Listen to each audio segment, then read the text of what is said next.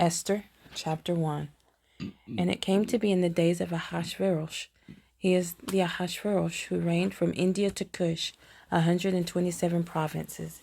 In those days when sovereign Ahasuerus sat on the throne of his reign, which was in the citadel of Shushan, that in the 3rd year of his reign he made a feast for all his officials and servants. The power of Persia and Media, the nobles and the princes of the provinces were before him.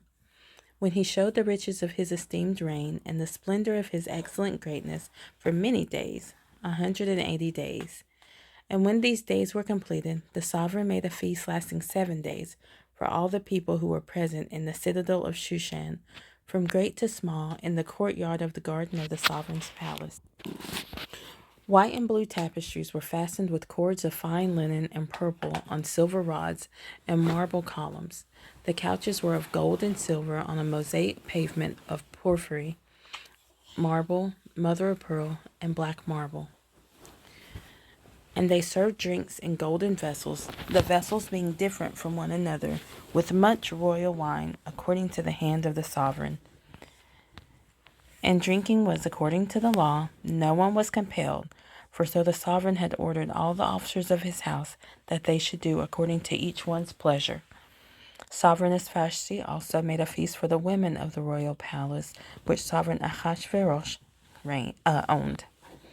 On the 7th day, when the heart of the sovereign was glad with wine, he ordered Mehuman, Biztha, Harbona, Bigtha, and Abagtha, Zethar, and Carcass, the 7 eunuchs who were in attendance in the presence of sovereign Ahasuerus, to bring sovereigness Vashti before the sovereign with her royal crown, in order to show her loveliness to the people and the officials, for she was lovely to look upon. But sovereigness Vashti refused to come at the sovereign's command, brought by his eunuchs. And the sovereign was very wroth, and his rage burned within him. So the sovereign said to the wise men who understood the times, for in this way the sovereign's matter came before all who knew law and right ruling, and who were close to him, Karshena, Shethar, Admatha, Tarshish, Meres, Marsena, Memucan, the 7 princes of Persia and Media, who saw the sovereign's face, who sat first in the reign. According to law, what is to be done with sovereigness Vashti, because she did not perform the command of sovereign Ahasuerus through the eunuchs.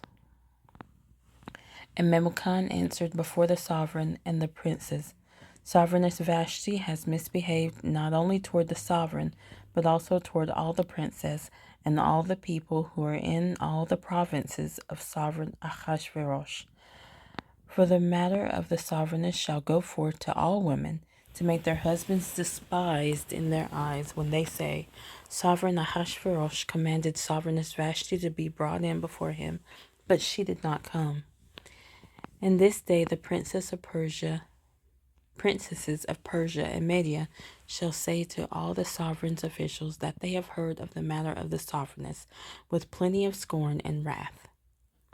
If it pleases the sovereign, let a royal decree go out from him, and let it be recorded in the laws of the Persians and the Medes, so that it does not pass away, that Vashti shall come no more before sovereign Ahasuerus, and let the sovereign give her royal position to another who is better than she.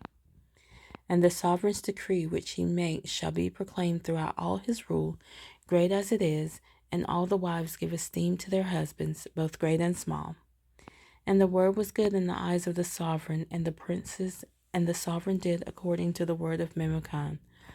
So he sent letters to all the sovereign's provinces, to each province in its own writing, and to every people in their own language, that each man should be master in his own house and speak in the language of his people.